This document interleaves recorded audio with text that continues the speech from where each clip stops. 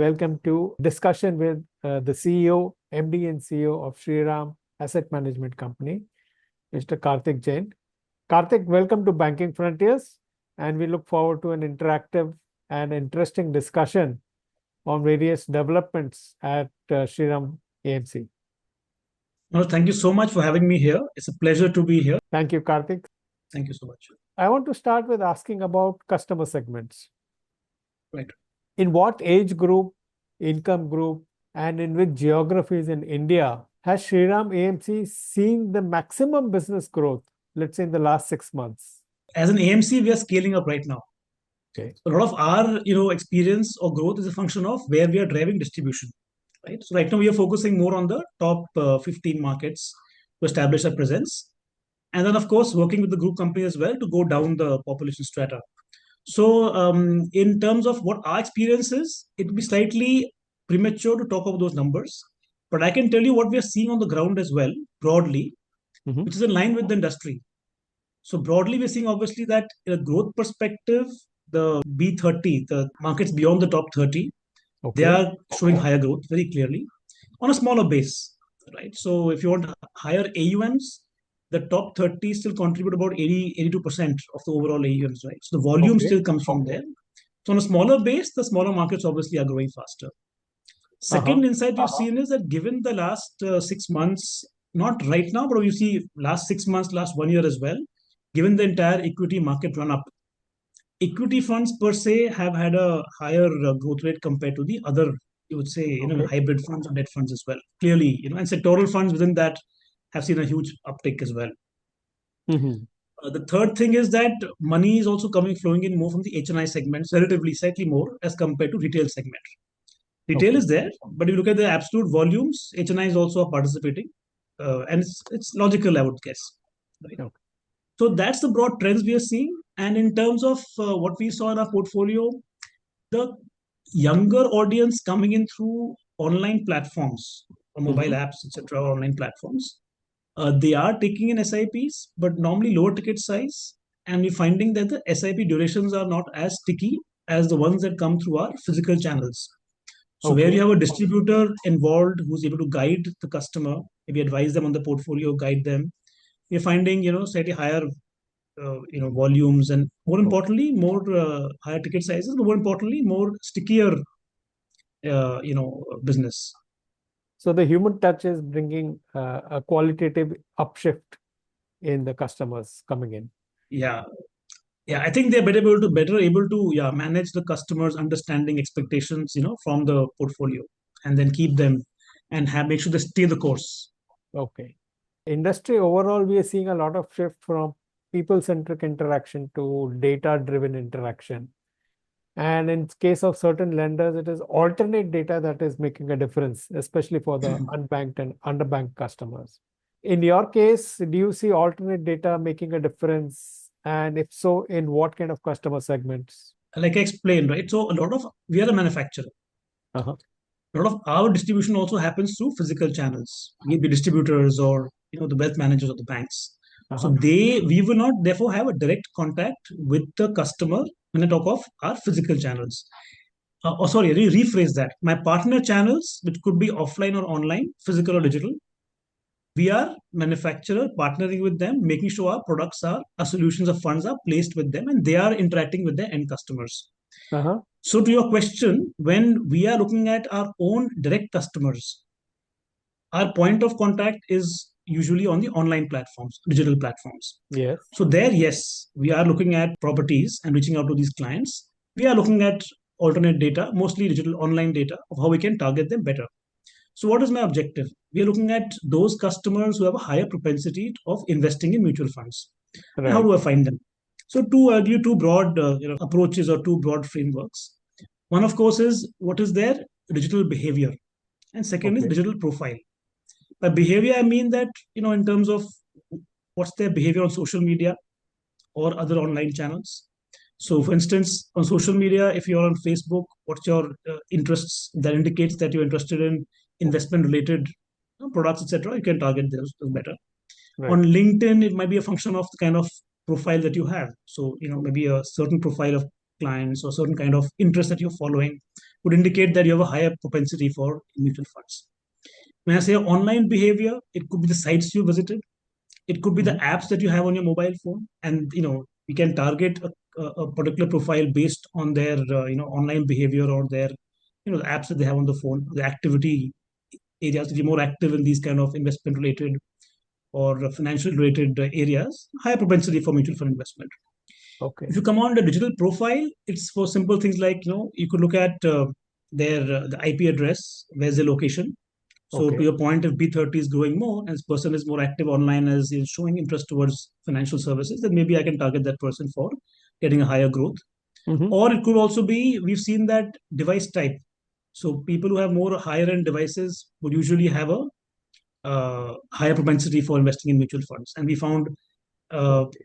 broadly, say iPhone, for example, broadly, iPhone users are slightly more, have a higher ticket size of investments.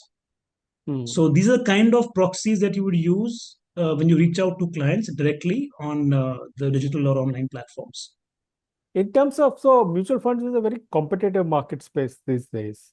So many Yes. players and so many funds. Do you see brand building making a difference in terms of investors? And if yes, then what are some of your recent brand building initiatives and objectives? If you look at the investor, the largely the customer experience is determined by the platform or the channel they interact with while making an investment, Okay. right? Whether the physical distributor or let's say aggregator online fintech platform. Right? That's what Okay. they define. That's their brand, their experience.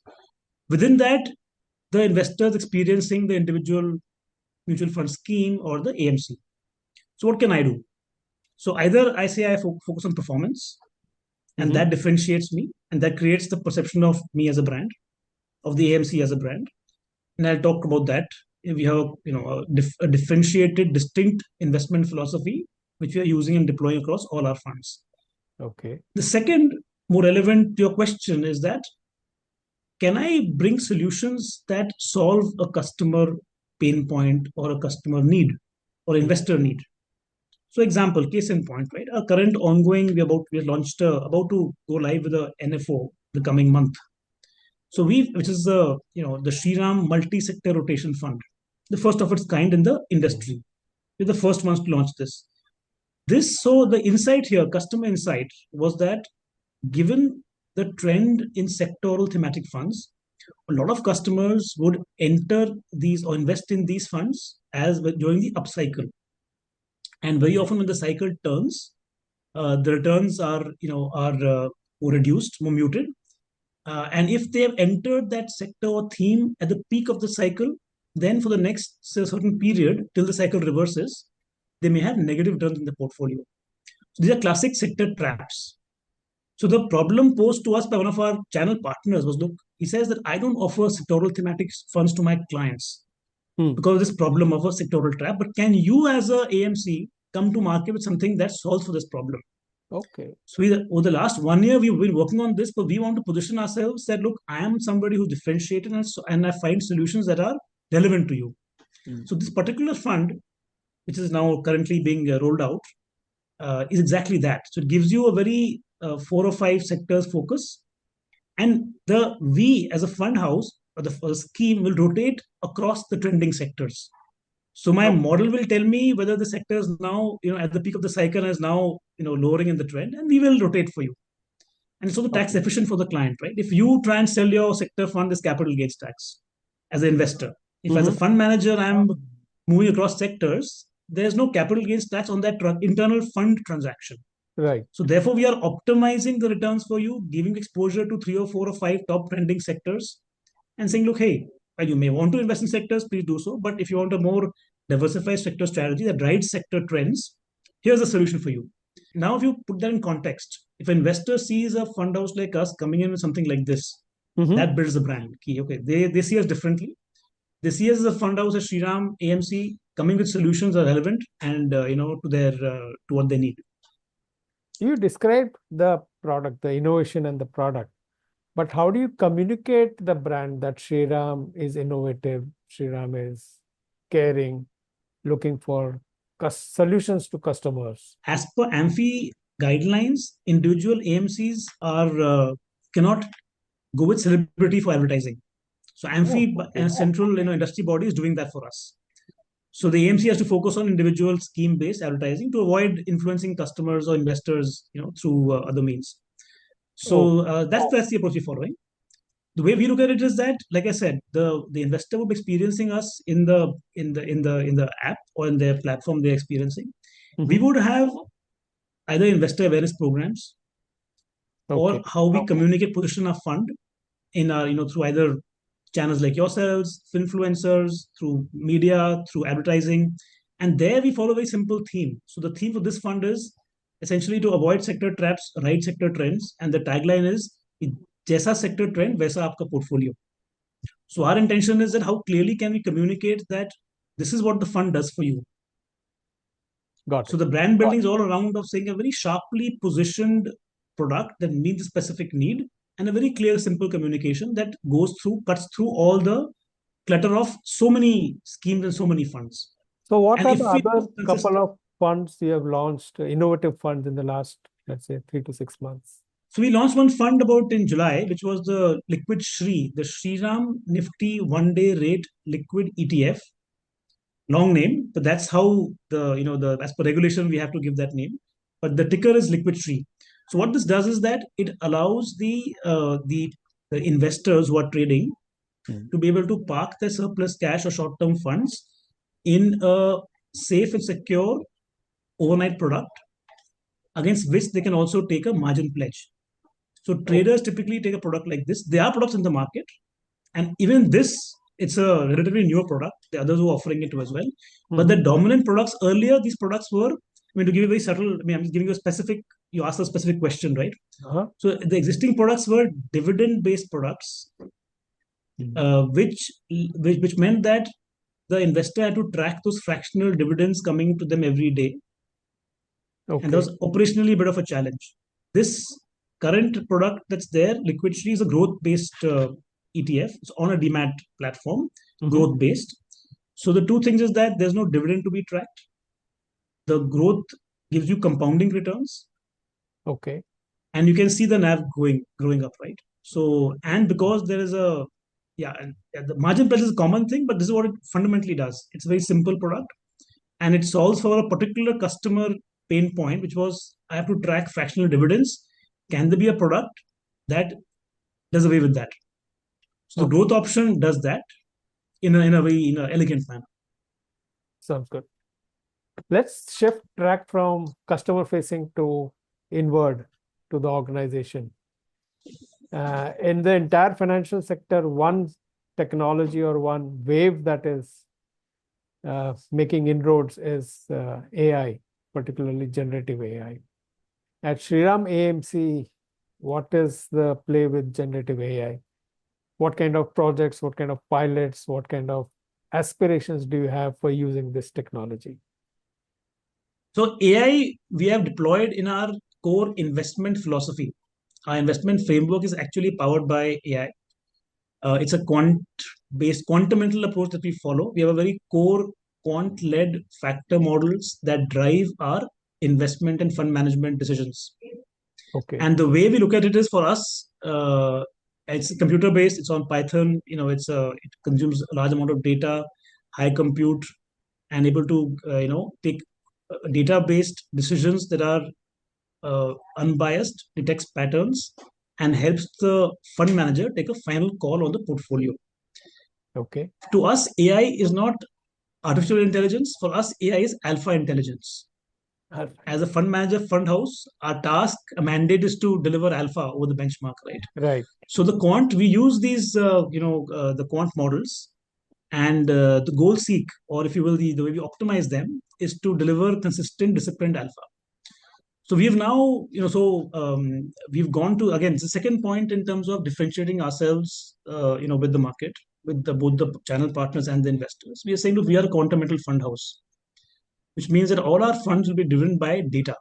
So I have a far more objective approach to the fund management. We backtest every strategy over 10, 20 years. So Okay. so we have more higher predictability of our outcomes. Okay. And the subtle thing out here is, which I will add a dimension to the AI story, is that Mm. it's not purely on the machine. We also have the human overlay as well. So it's machine plus man. And if you the corollary you've given, right, chat GPT or generative AI, all of us know that generative AI can have hallucinations. Yes. All of us know that the key thing to get the best out of generative AI is actually to have the quality of prompts that the human is giving. Yes. And the quality of prompts over time gives you better results, right? So you Hmm. can't let the machine be on its own. So our belief is that pure rule based fund management is not the way ahead. Yes, it'll give Okay. the input, but you have to have the fund manager also monitoring and analyzing, assessing the output Okay. to give an overlay. And final call is what the man would take. The So the human. fund manager would take. So that's Oh, our approach to right. AI. It's man plus machine, and it's alpha intelligence, and it's that's the approach you've taken.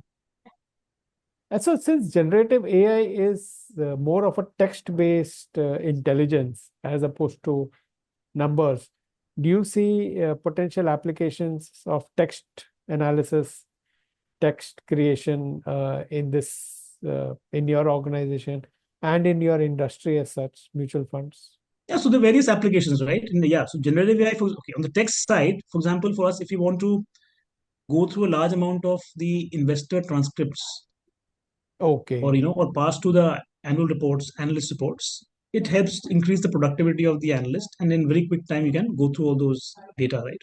Okay. You can also do a bit of model testing as well, and you can also use generative AI to develop the Python codes which we are Okay. Yeah. deploying in Yeah. our quant model. So it's a productivity tool which we use, and also gives insights in a very quicker manner. So, what is the So size and definitely, shape of your AI team today at the mutual fund? we have about 3 or 4 people who are working on the quant side, Okay. and we're adding more. And we also have our analysts. The difference I would talk about here is that we are a quantamental fund house, which means we are quant plus fundamental. Hmm. So my team is integrated. That means you don't have a Oh, separate quant team, a separate fundamental analysts. They work together. So the got it. quant analyst is feeding off the fundamental insights and vice versa. So it's Yeah. a quantamental approach, quant plus fundamental in an integrated way. Probably reduce risks because a pure techie could go haywire, and that's how hallucinations come into the picture. So, in that sense, you're probably more controlled. So many risk-based supervisions, data privacy, ethical guidelines, or keeping ethics in mind. The global geopolitical scenario, so many risk factors are coming in. Any new kind of black swan event could come in. How are you shaping risk management at Shriram AMC? And three clear trends that I have seen. One, of course, is that, see, risk is now, it permeates across everything that you do. So every Yes. function, every department has element of risk that they have to manage.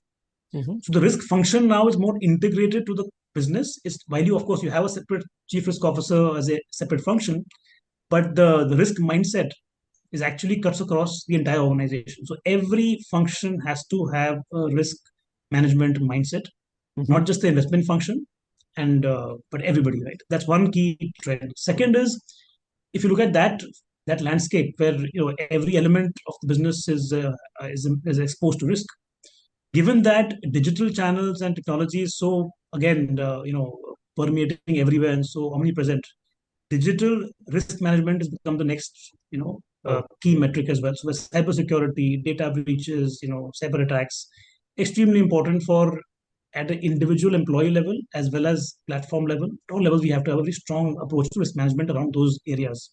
right. Third links back to your AI question, right? So how can we use AI to better manage these risks, better predict them better? Look at data, look at text, look at data, and be far more proactive in more insightful approach to risk management by leveraging AI-based tools. And so you have started the journey using AI for risk.